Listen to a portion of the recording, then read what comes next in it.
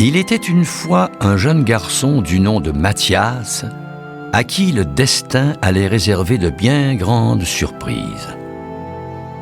Depuis sa tendre enfance, Mathias avait une peur bleue des attaques indiennes, exception faite des histoires de sorcières. C'était presque l'unique sujet de conversation du petit village de Groton, au Massachusetts, où il vivait avec ses frères, sa sœur, sa mère, son beau-père et ses 2 demi-frères.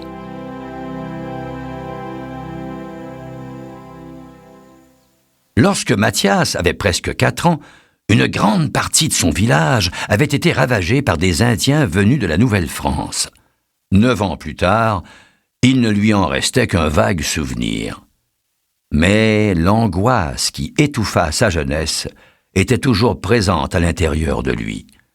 Et en cette année de grâce de 1703, rien ne laissait croire à un avenir meilleur.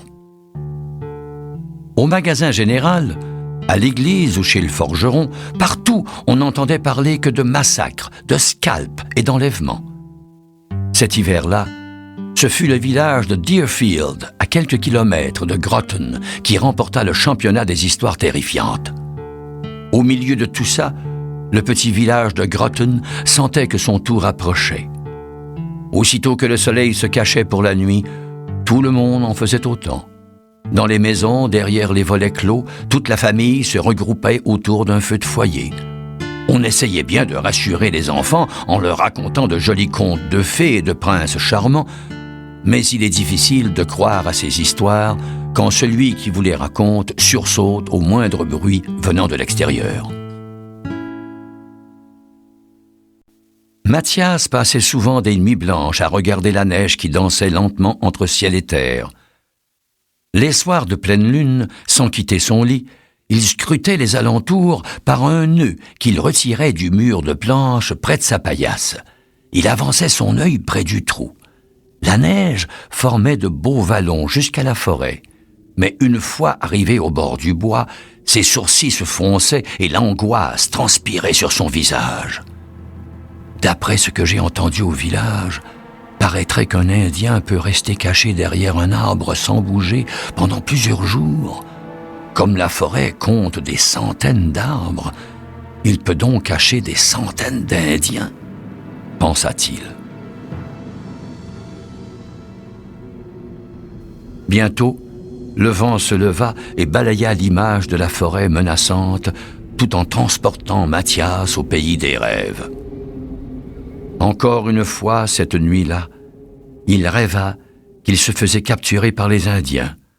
Mais comme toujours, au plus profond de son rêve, un vieil homme au sourire rassurant venait le délivrer de ses geôliers.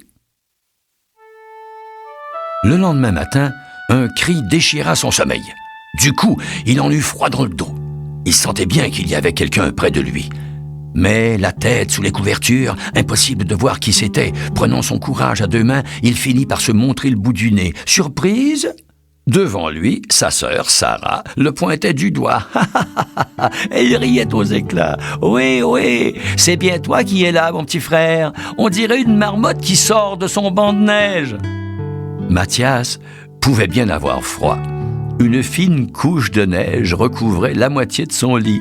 Difficile de faire autrement. Comme il avait fait tempête toute la nuit, la poudrerie s'était infiltrée par le trou dans le mur que Mathias avait oublié de refermer.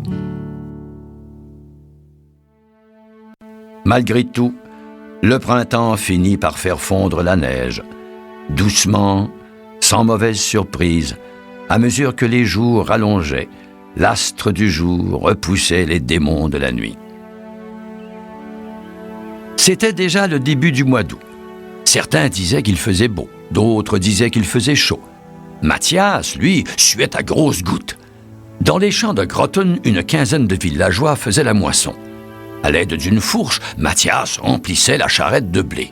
« Est-ce que ça peut sentir bon du blé coupé ?» pensait-il en s'essuyant le front du revers de sa manche.